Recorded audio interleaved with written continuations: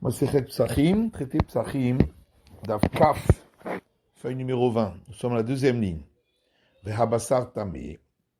On a dit que si on a trouvé une aiguille impure dans de la viande d'un sacrifice, donc forcément l'aiguille a été avalée par la bête de son vivant, cette viande est impure.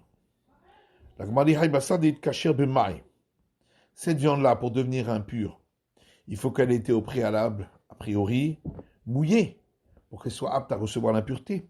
Avec quoi a-t-elle été mouillée? Il est madé de Kacher Bedam. Si on dit qu'elle a été mouillée par son sang, pourtant Rabbi Chia Baraba dit au nom de Rabbi Yochanan Minaim, le dam kodashim sheno marshir. Nous sait-on que le sang des éléments sanctifiés dans le temple ne rend pas apte à recevoir l'impureté, chez Neymar, parce qu'il est dit, un verset, l'otochlenu ala aretz tishpechenu kamaim, vous ne le mangerez pas, on parle du sang, sur la terre, vous le verserez comme l'eau. De là on apprend, dam shenishpach kemaim marshir, c'est uniquement le sang qui est déversé sur le sol comme l'eau, qui rend apte à recevoir l'impureté, et celui qui n'est pas déversé comme l'eau, par exemple, celui des sacrifices qu'on doit recueillir dans une coupe, donc on ne peut pas le déverser sur le sol, celui-là, et no marchir, il ne rend pas apte à recevoir l'impureté. Alors il faut dire que cette viande-là a été rendue apte à recevoir l'impureté en étant mouillée par les liquides qu'on trouve à l'endroit où on fait l'abattage dans le temple. Pourtant, Rabbi Yossi ben Rabbi Chanina a dit, Mashke bet mitbachaya, les liquides qui se trouvent à l'endroit où on fait l'abattage des sacrifices, l'odayan shehen dachan, non seulement qu'ils sont purs, et là shehen marchirim, mais en plus ils ne rendent pas aptes à recevoir l'impureté. Alors on va dire que cette viande-là est rendue apte à recevoir l'impureté par le fait de l'importance des éléments sanctifiés dans le temple, qui, de par leur importance, n'ont pas besoin d'avoir été mouillés au préalable. Et mot de Mehadi Alechibata Kodesh, les ifsou les gouffés. Mais quand on a dit que ça suffit, c'est l'importance des éléments sanctifiés, ça c'est uniquement pour pouvoir être impure elle-même, cette viande. Le mimnabe rishon vesheni nami, mais est-ce que de là, on va ensuite considérer qu'elle communique son impureté pour compter après elle encore premier degré, deuxième degré, puisque dans la Braïta, c'était écrit que la chair est tamée. Et tamée, ça veut dire non seulement que c'est impur, mais que ça communique en plus l'impureté. Tifshon de Baer Resh Lakish, à ce moment-là, on n'a qu'à de là en répondre à la question de Resh Lakish, qui demande Sarid Shel Menachot, est-ce que des grumeaux des offrandes dans le temple, puisque les offrandes dans le temple, c'était formé de farine mélangée avec de l'huile. Si un grumeau, donc il n'a pas été mouillé par l'huile, monin borishon vesheni olo, est-ce que à partir de lui, s'il est rendu impur par l'importance des éléments sanctifiés dans le temple, est-ce qu'il va communiquer cette impureté pour un premier degré et un deuxième degré? Donc, or d'ici, a priori, si on dit que c'est à cause de l'importance de l'élément sanctifié qu'on le rend impur, on voit qu'il communique effectivement son impureté. C'est pourquoi Amar Ravuda Amar Shmuel, Ravuda dit au nom de Shmuel,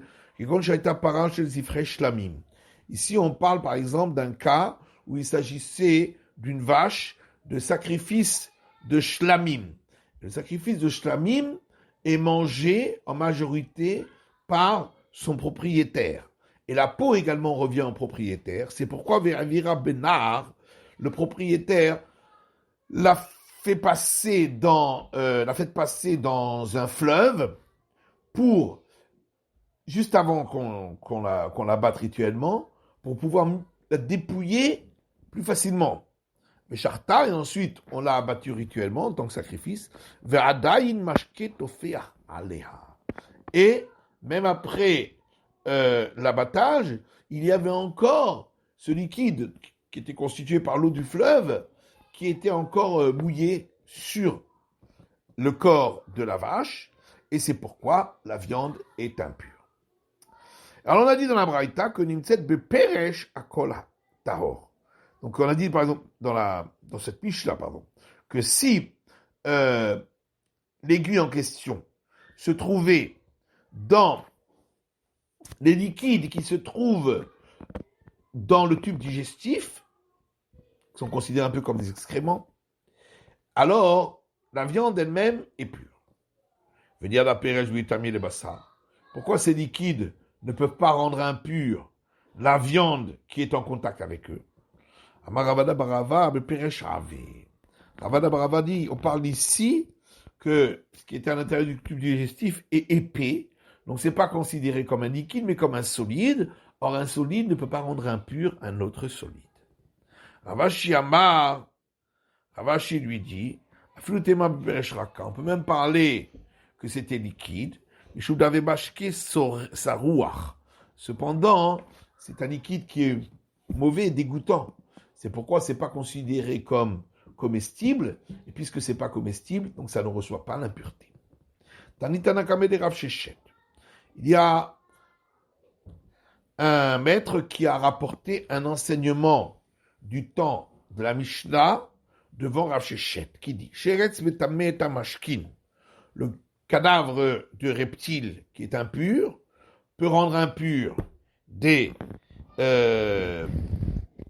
aliments liquides, ou mashkim et akeli, lesquels aliments liquides peuvent rendre impur ensuite un ustensile, lequel ustensile peut rendre impur ensuite des aliments solides, lesquels aliments solides rendent impurs par la suite des aliments liquides.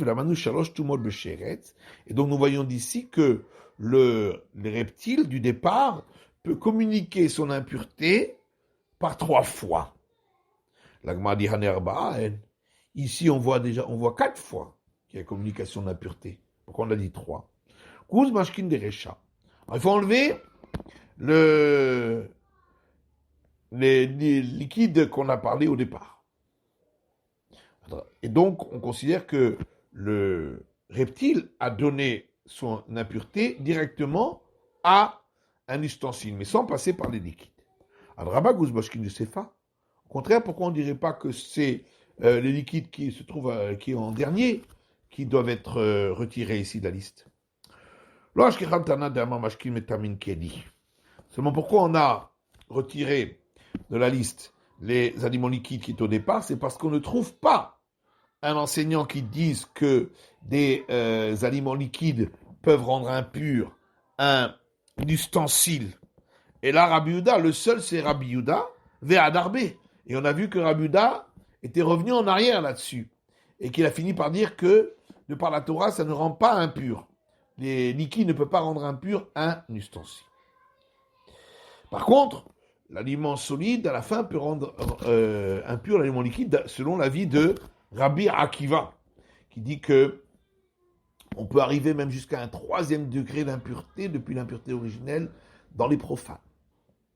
Vesimaner nezaita. Et pour te rappeler de l'ordre, il s'agit ici d'abord de l'ustensile, ensuite de l'aliment solide, ensuite de l'aliment liquide.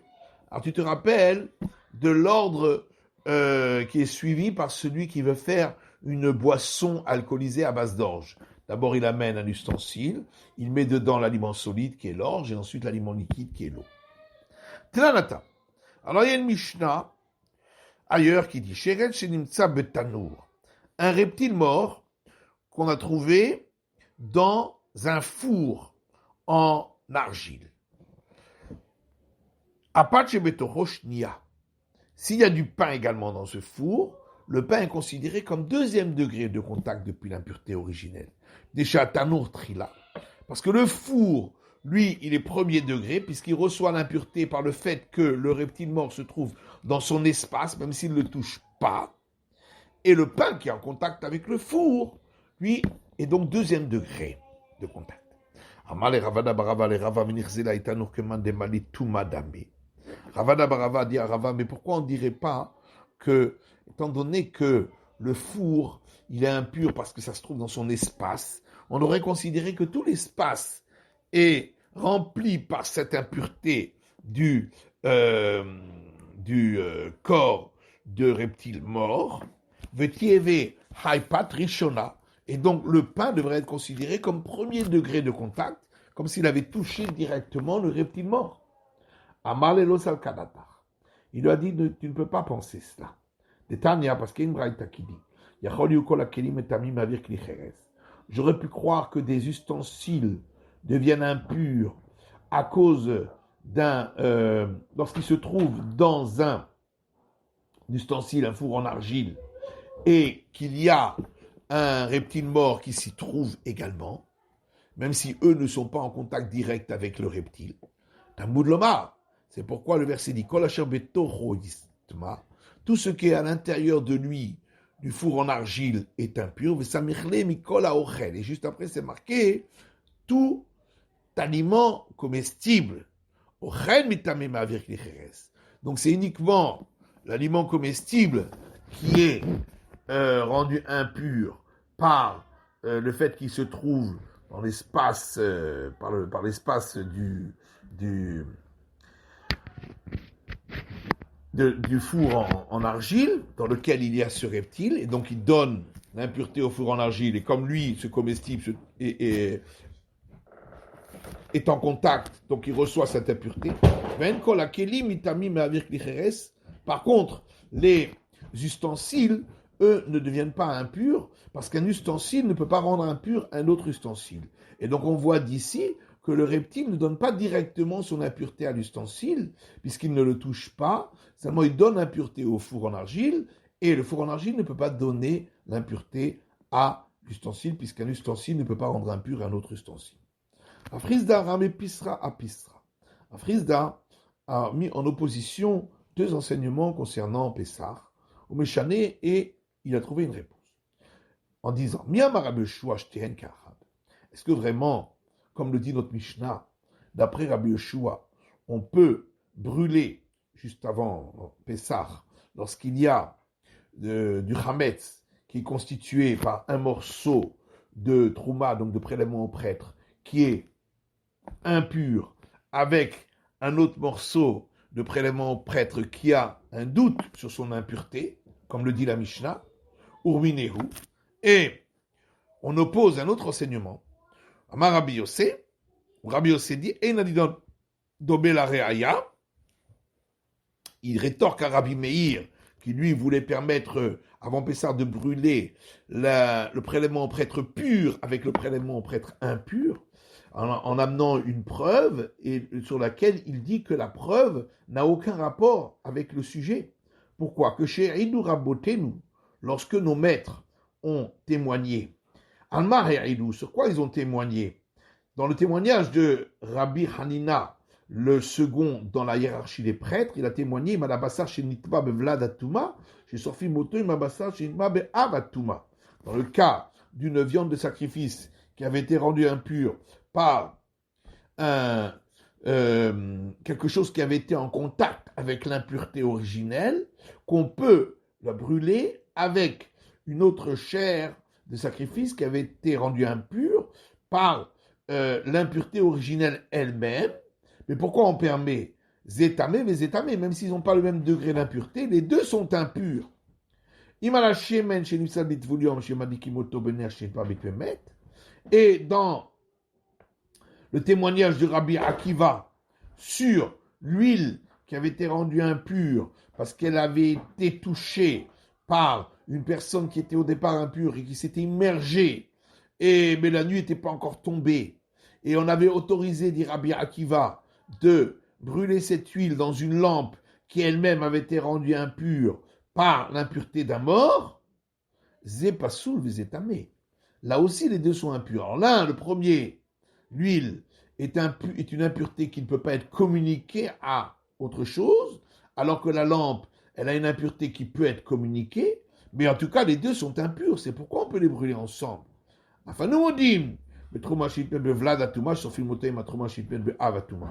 Et donc, dit Rabbi Yossé, nous aussi, on est d'accord. Dans le cas d'un prélèvement au prêtre qui avait été rendu impur par quelque chose qui était au contact avec l'impureté originelle, qu'on peut brûler ces prélèvements au prêtre avec un autre qui avait été rendu impur par l'impureté originelle, parce que les deux sont impurs. Mais comment pourrait-on brûler avant Pessah le prélèvement au prêtre sur lequel il y a un doute sur l'impureté, avec un autre qui est considéré comme impur de manière certaine. Chez Mayavoyahu Vitaharem, qui me dit que le prophète Élie ne viendrait pas plus tard et dire que celui sur lequel il y avait un doute, en réalité, il était pur. Et donc on voit que Rabbi Yossi dit qu'il n'y a personne qui autorise de brûler ensemble le prélèvement au prêtre impur avec celui sur lequel il y a un doute. Pas comme dans l'autre Mishnah, on voit que Rabbi Yoshua l'autorise. Au Meshané, et Rav Rizda répond à cette question en disant Ha Rabbi Shimon valibad Rabbi Yoshua, Ha Rabbi Yosef valibad Rabbi Yoshua. Que l'un c'est l'avis de Rabbi Shimon selon Rabbi Yoshua, et l'autre c'est l'avis de Rabbi Yosef selon Rabbi Yoshua. De Tanya, comme c'est marqué dans une braïta. Dalet Shechaliot Beshabbat. Le 14 Nissan qui tombe un Shabbat. Mais varie de takol mifne un Shabbat. On a brûlé tout le Chametz avant Shabbat. Mais sauf une trumot temeot, teluyot ou tehorot. Et on peut brûler ensemble les prélèvements aux prêtres qui sont impurs, avec d'autres sur lesquels il y a un doute sur l'impureté, et avec d'autres et aussi avec d'autres qui sont complètement purs. Divrei Rabbi Meir, ça c'est l'avis de Rabbi Meir. Rabbi Yossi Omer, Rabbi Yossi dit, on doit les brûler chacune à part. Le prélèvement au prêtre qui est pur à part, celui sur lequel il y a un doute à part, et celui qui est impur à part.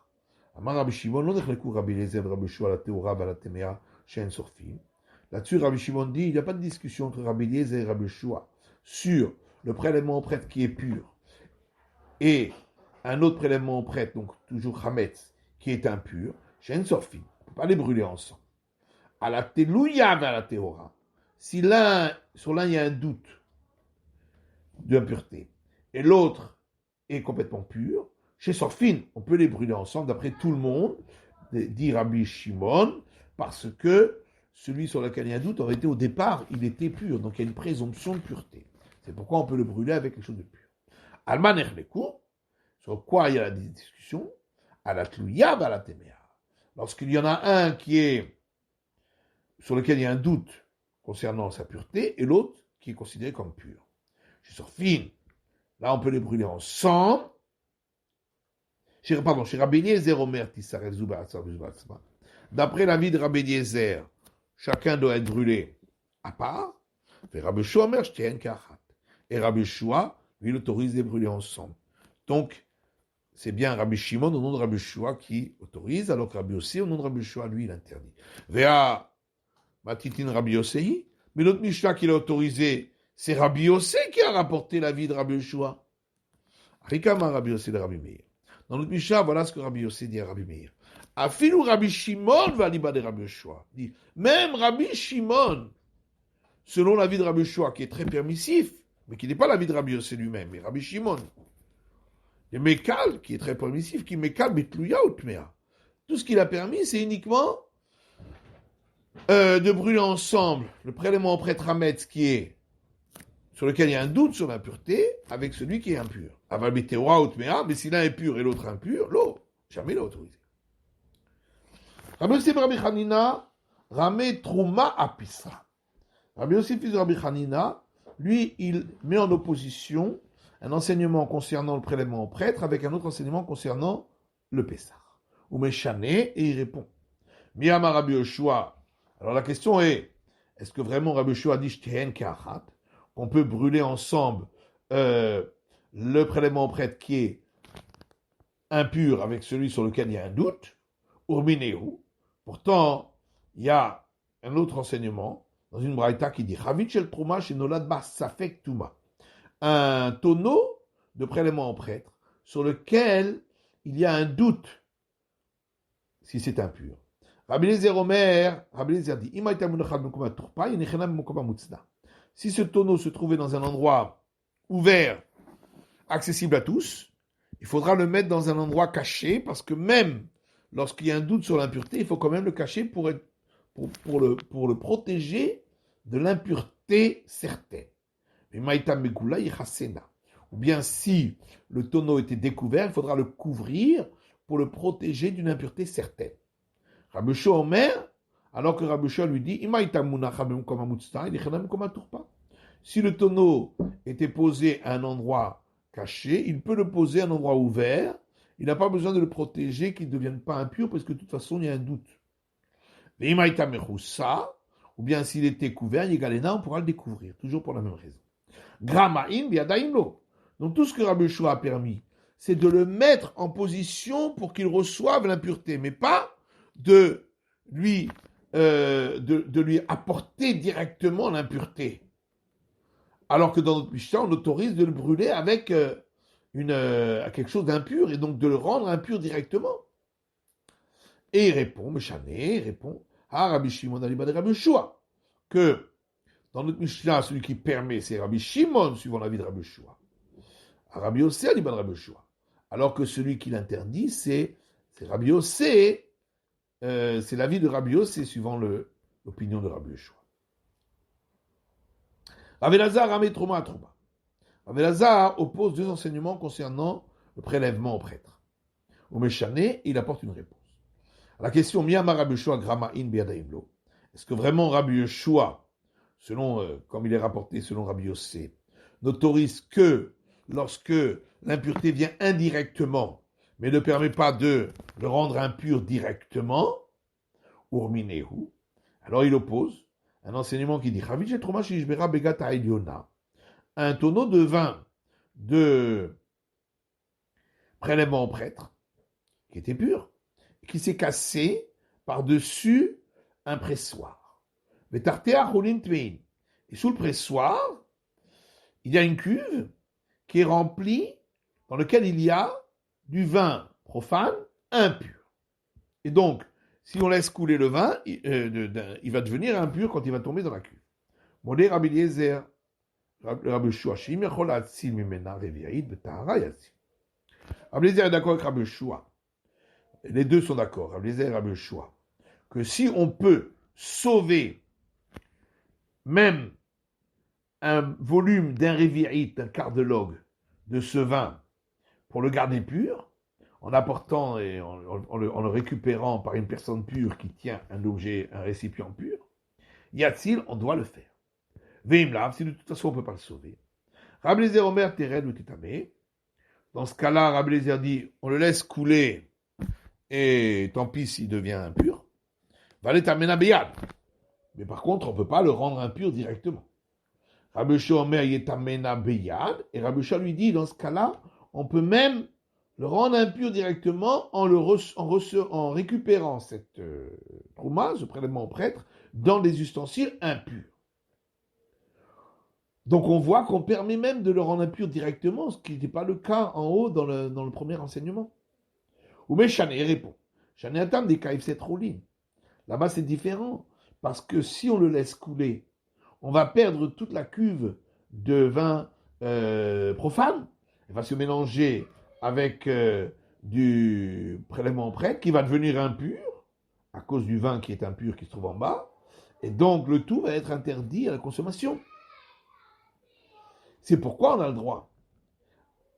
Matkif la Rava. Alors là-dessus, Rava objecte. Matitinamika, c'est des teams. Dans notre Mishnah aussi, lorsqu'on dit de brûler séparément le prélèvement au prêtre qui est pur et le prélèvement au prêtre qui est impur, qui sont chametz, il y a aussi une perte, puisqu'on est obligé de faire 2 feux, donc apporter 2 fois du bois.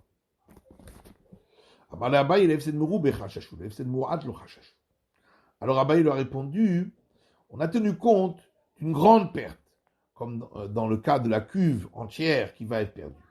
Mais une petite perte, comme un petit peu de bois, ça on n'a pas tenu compte. Et d'où est-ce qu'on sait qu'on tient compte d'une grande perte mais pas d'une petite? Tania, parce qu'il y a une braïta qui dit, s'il s'agissait d'un tonneau d'huile, Trouma, le prélèvement au prêtre, chez Nishbera Begata Eliona, qui s'est cassé au-dessus du pressoir à olive, ou Betartona Cholin Temein. Et en dessous du pressoir, il y a une cuve pleine d'huile profane impure. Modé Rabbi Eliezer Rabbi Yoshua, chez Imecholati, Mena Revit Betara Yatzil. Rabbi Eliezer est d'accord avec Rabbi Yoshua que si on peut arriver à sauver même le volume d'un révit, d'un quart de log de l'huile qu'elle reste pure en la récupérant dans des ustensiles purs avec une personne pure, il faudra le faire. Vimla, mais si on ne peut pas, Teren vetetamé, on le laisse couler, l'huile, et qu'elle devienne impure, va l'étamer abeyad. On n'a pas le droit de la rendre impure directement. Et là, tout le monde est d'accord. Maïshana Shemen, pourquoi cette différence concernant l'huile où on ne permet pas, même d'après Rabbi Yoshua, de la récupérer avec des ustensiles impurs? Des Raoui indiquent, parce que même si ça va tomber dans la cuve en bas, c'est pas complètement perdu. On peut utiliser cette huile-là pour brûler, pour allumer une lampe. Alors la il y a une amie, Raoui les Zilouf, pour le vin aussi. Même si ça va devenir impur, on ne peut pas le consommer, on peut le répandre dans la maison pour donner une bonne odeur. Après, tu vas dire, oui, mais répandre, c'est pas quelque chose de... Ce n'est pas une utilisation de valeur. Pourtant, Shmuel a dit au nom de Rabbi Chia que lorsqu'on boit un log de vin, on peut, c'est une utilisation suffisante pour l'acheter avec un séla. Mais si on utilise ce vin pour le répandre, pour donner une bonne odeur, ça vaut la peine même d'acheter un log pour 2 sélas. Donc on voit que c'est une utilisation importante. Et la Gemara répond Bechadash. On parlait là-bas d'un vin nouveau, donc qui n'est pas encore parfumé, et donc le répandre n'apporte aucun intérêt. Varaoui le yashno. La Gemara dit oui, mais on peut attendre qu'il vieillisse, et à ce moment-là, on pourra le répandre, ça donnera une bonne odeur. Atebe didetakala. Et si on le laisse vieillir, entre-temps, il y a un risque qu'il va en arriver à le boire. Chez Manami Atebe didetakala. Et alors pour l'huile aussi, si on la garde pour la brûler, il y a aussi le risque qu'on en vienne à la manger. Ramile biklimaus. Alors on répond que cette huile-là, on la met dans un ustensile qui est dégoûtant, comme ça, on ne risque pas de la boire, de l'utiliser. Il y a une amie Ramile Beklimaus. Et le vin aussi, alors. Il n'y a qu'à le mettre dans un ustensile dégoûtant, on ne viendra pas le boire. Les Ilouf Kabarele Beklimaus Ramile, il dit là, c'est pas possible, puisque on veut utiliser le vin pour le répandre dans la maison pour donner une bonne odeur. C'est sûr qu'on ne va pas le mettre dans un ustensile dégoûtant parce qu'il va perdre sa bonne odeur. Donc c'est pourquoi il n'y a pas dans le vin, effectivement, il n'y a pas cette solution. Et c'est pourquoi il y a vraiment une grande perte. Ce n'est pas le cas de l'huile. C'est la fin de l'étude de la feuille 20, donc du DAF CAF.